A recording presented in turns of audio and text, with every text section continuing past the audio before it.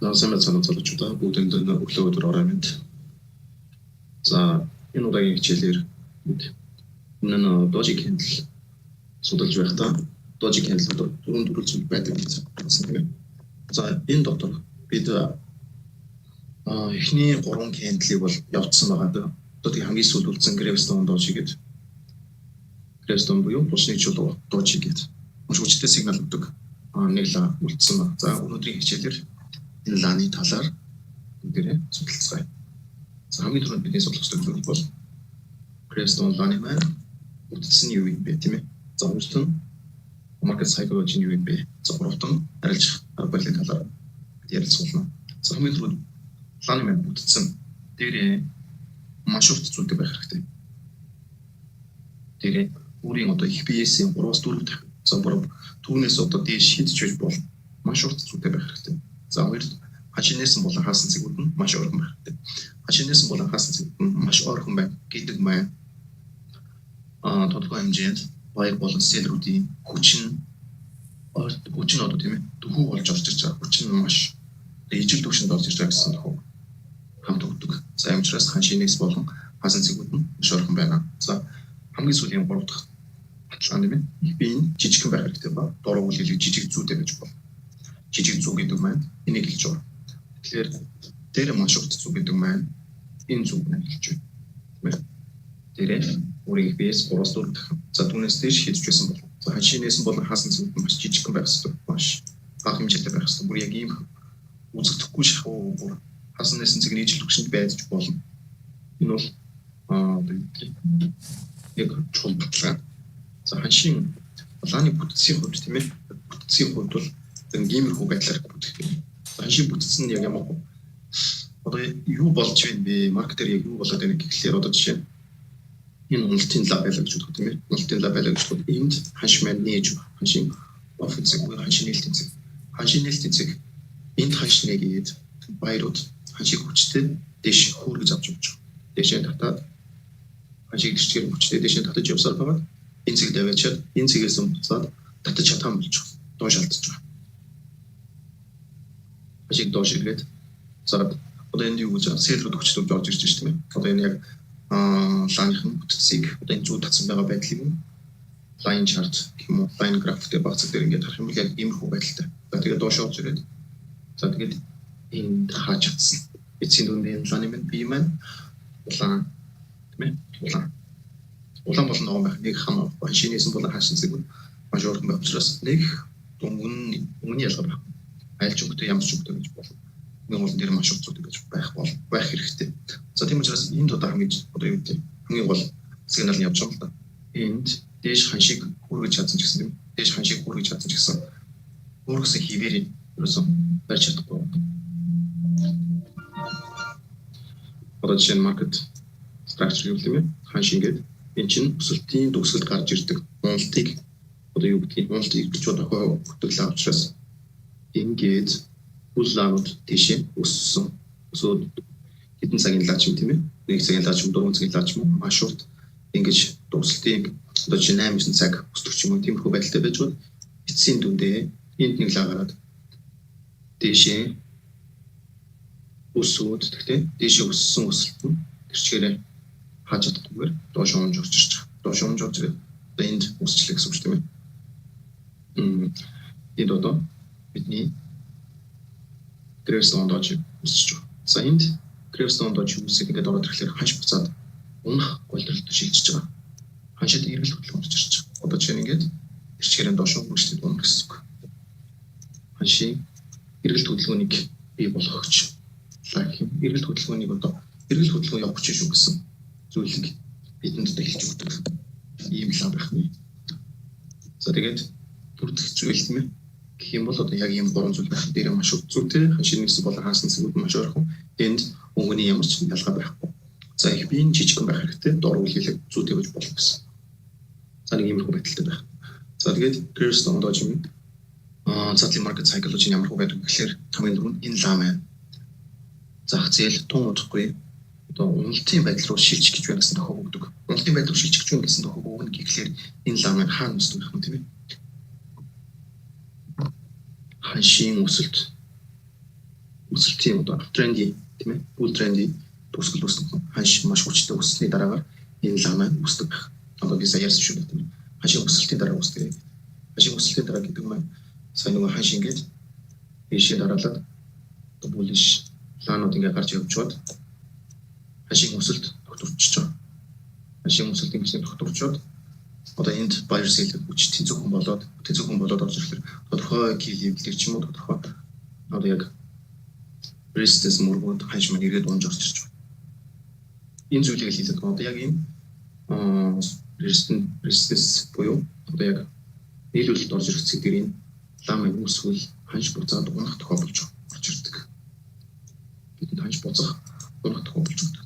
Би энийг бол Нью-Йорк сешн дээр маш харах дуртай юм. Яг тийм Нью-Йорк сешн дээр ханшийн өсөлттэй альсвал ханшийн уналт аль нэг нь Лондон сешн дээр явагдсан байдаг. За тэгээд яг энэ лам маань яг баталгаа өгж яг эсрэг чиглэл рүү явуулж өгдөг. Учираас энэ ламыг харах дуртай. За тэгээд хоёрт нь эрэлт хөдөлгөөнд дуусаж худалдан авахчид ашиг авахтай зах зээлийг орж өгдөг. За эрэлт хөдөлгөөн буюу маш хүчтэй өсөлт дуусаад яг худалдан авахчид тэр чигээр байгаад байхгүй шүү дээ. Ашиг аваад гарахад нь хин үлдэхгүй мэдээж селлер буюу борлуулагчид. За борлуулагчид маань зах зээл нэмэгдэн орж ирж одоо эхлээд оюутны селлерүүд зах зээлийг гартаа авсны нэмэгдэж орж ирсээр бод энэ ханшийг доошоо хүчтэй уналт оруулж ирэхтэй хүчтэй оруулахээс илүүтэй дараагийн төвшин буюу дараагийн левел дараагийн спорт үйлдэл унах нэг нөхцөл унахны тохиог өгдөг байх нэ. За энэ л үүсвэл яг нэг иймэрхүү байдал зах зээл дээр явагдах юм байна шүү гэсэн. Одоо юу гэдэг ирээдүйн ханшийн чиг хандлагыг бид олж авах ёстой. За маркет psychology-ийн нэг юм байна. За гуравт нь тийм ээ арилжих арга зүй. За үүн дээр channel болон demand zone эдгээрийг ослуулан ашиглаж арилжаанд орсон зураг байна. За хамгийн түрүүнд эхлээд энд юу болсон ханшийн өсөлтийн төгсгөлд гарч ирдэг гэсэн тийм ээ. За энд импульс хөдөлгөөн явуулсан, засвар хөдөлгөөн явуулсан, дахиад баг зэргийн импульс хөдөлгөөн явуулсан. За энэ хөдөлгөөн маань одоо энэ дээр юу болж ийн гэхээр энд бидний нөгөө хараад байгаа бидний яриад байгаа лам маань үсэн ба. Энд Crestone дожи өөрийн биесээ басан дүр дээр урт зүйтэй доороо хилэг жижиг биетэй энэ лам маань үсэд доош татсан. За тэгээд энэ ламны маань хамгийн дээдлийн хай гэсэн буюу хамгийн дээдлийн одоо хамгийн дээд болгодоос ихсэн маань тренд лайны шаналын хамгийн дээд хэсгийг бас шалгаж өгсөн гэдгээр нэг онцлогтой. Энэ шалгасан, хоёр шалгасан, гурав дахь удаагийн одоо юу гэдэг шалгалт нь хэмжлэх өндөрлөөр энэ гурав дахь шалгалт нь энэ байсан. Шаналын хамгийн дээд хэсгийг шалгасан. За тэгээд энэ хөдөлгөөн маань ханшийн өсөлтийн төгсгөл бий болж байгаа. За тэгээд энэ хөдөлгөөн маань дараагийн левел хүртэл уналт явах мэй гэдэг гэсэн баталгаа бий болгоод за тэгээд дараагийн левелний хүртэл тийм дараагийн левел энд нэг шалгасан энд одоо breakout хийсэн одоо энэ бол спортын үр гүйцэтгэхээр ийм нэг левел үүссэн байх нэ. За тэгээд энийг нэг шалгасан. За эхний одоо юу гэдэг вэ? Тайлбарлах зүйл бол одоо энэ за тэгээд хоёр дахь кейс дахиад ажиллах тийм ээ. За ханш дахиад ингээд дунд нь бол засвар хөдөлгөөн үүссэн ч гэсэн ерөнхий чиглэл нь авч чиглэл буюу дэш чиглэлтэй явж байгаа юм. За дэш чиглэлтэй явж байгаа. За тэгээд энд нэг шалгасан, энд breakout хийсэн, шалгасан. За тэгээд дөрөвдөх нь мөн тавдах нь мөн яг одоо юу гэдэг юм маш гоё breakout хийгээд дэшээ урамж задралыг буцаж доошоо орж татсан. За энэ дэр бол ногоон бит ахарсан шүү дээ. Шинээсэн болон хасныг харуул маш ойрхон байна. Маш ойрхон байна гэж болж байна тийм ээ. За тэгээд их би нь бол өөрөөсөө 3 4 дахиад хэд дахин томоо тийм 4 5 дахин томоо энэ бол маш гоё маш сайхан болж орж ирж байгаа. За тэгээд эндээс ингээд юу гэдэг channel-ийн дэд хэсгийг шалгасан. За тэгээд өөрөө энэ лам маань өсөлтийн төгсгөл хэсэгт үүссэн. Учираас энэ хөдөлгөөнд энэ өсөлт маань юу гэдэг буцаж ирэх нэ гэсэн тохиолдож өгч байна. За тэгээд энэ хөдөлгөөн channel-д доошидээд хамгийн одоо юу гэдэг баталгааны төлөвийг хаанаас инээсэн. Энэ хүртэл ингээд арилжааг явуулж болж байна. Хамгийн ихний левел одоо энд байлаа гэж бодоход эндээс арилжаанд орсон бол ийшээ доошоо ороод ирэхэд бид юу харах вэ? Энд одоо бид өмнө хичээл дээр сурсан зүйл юм. Энд одоо Parish Marble candle орж ирж байна. Дахиад үргэлжилсэн Parish Marble candle орж ирж байна. Тэгээд энэ level-ийг Parish Marble candle шууд доош орж ирэхээр тэгэхээр яг break гэвэл яг энэ хөдөлгөөн хүчтэй дахиад доош үргэлжлэнэ гэсэн үг чинь. За тэгээд хамгийн сүүлийн level энд хурж ирээд энэ lam маань өөрөө одоо энэ юу болж таарсан doji candle үсгэсэн биш тийм. Doji candle үсгэсэн. Doji candle үсгэсэн. За тэгээд энэ уламжлалт чинь өөрөө эсрэг хөдөлгөөнд орох гэж байна гэсэн баталгааг тэгэхээр энэ номлыг доji мөнгөчтөн. За тэгээд эндээс харилцаа хагаад буцаад эндээс үндсэн чиглэл рүү дахиад бай хийх юм боломжтой. Юу гэдгийг дараагийн level-д бол яг ингэсэн гэж харагдчих. Тийм учраас эндээс энэ хүртэл ингэж авах боломжтой. За тэгээд энд дахин номлыг доji үсгэсэн тийм ээ. Энэ session гэдэг. Тэгээд эндээс энэ хүртэл яг нэг иймэрхүү байдлаар бид яг лаб болон transport resistance trendline channel гэх зүйлийг ашиглаж иймэрхүү байдлаар харилцаад орж болох юм. За хоёрт кейс дараагийн кейс. За дараагийн кейс маань өмнөх кейстэй мөнгөлтөн эхлээд хамгийн бид шинжилгээ хийхдээ 1 цаг юм 4 цаг гэх энэ бол дийлэх тохиолдолд 1 цаг дээр хийгдсэн шинжилгээ байна. Өөрөөр хэлбэл 1-4 цагийн юм сумчаад өнөөдөр шинжилгээ хийгээд data хийдэг. Just таамж гэсэн тиймэрхүү байдлаар болж байгаа. За эхлээд бид level сонгоод level за дараа нь level орон level дараа нь хашиг болсон энэ бүсэлхэн маш хүчтэй одоо давлага явсан.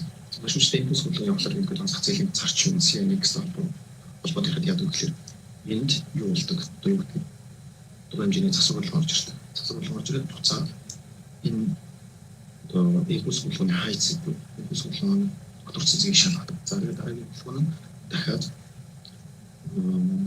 гипноз програм хоёрыг хэтрэх бол энэ дараагийн бүсэлхэн нсэн одоо анхдагч хөдөлгөөн буюу анхдагч энэ хот хөдөлгөөний дахин давтаж хийдэг. Ингэж хөдөлгөөн юмруу байдлаар давтаж хийдэг. За тэгээд CNX-тэй холбоогүй тайлбарлахад тийм ээ. Холбоогүй зөв юу гэх стандарт бэкс дээр холбож тайлбарлахад маш хүчтэй импульс хөдөлгөөн явсан. Импульс хөдөлгөөн ингээд явбад зах зээлүүд маш хүчтэй эрэлт хөдөлгөөн орж ирж байна. Энэ эрэлт хөдөлгөөн чиглэлд үргэлжлээд байх боломж байдаг. Энэ хөдөлгөөн тодорхой нэг левел дээр очиод сармждаг. Тодорхой нэг левел дээр очиод засвар хөдөлгөөн орж ирдэг.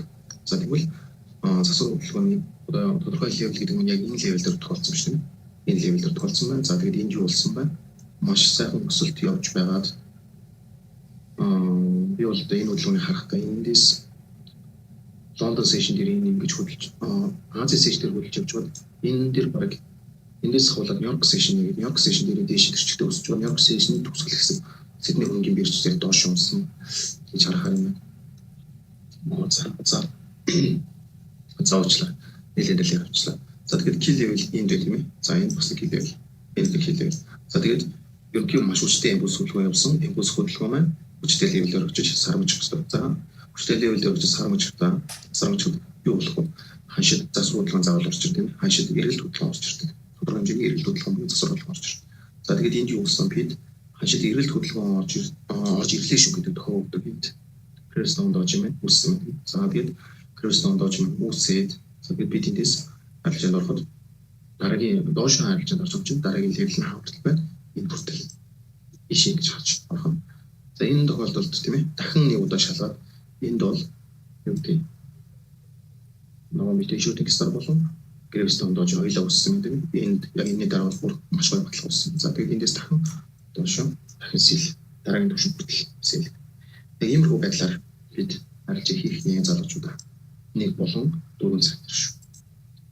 За маш сайн ойлгосон гэж найдаж байна. За тэгээд энэ удаагийн хичээл маань энэ хүрээд дуусч байна.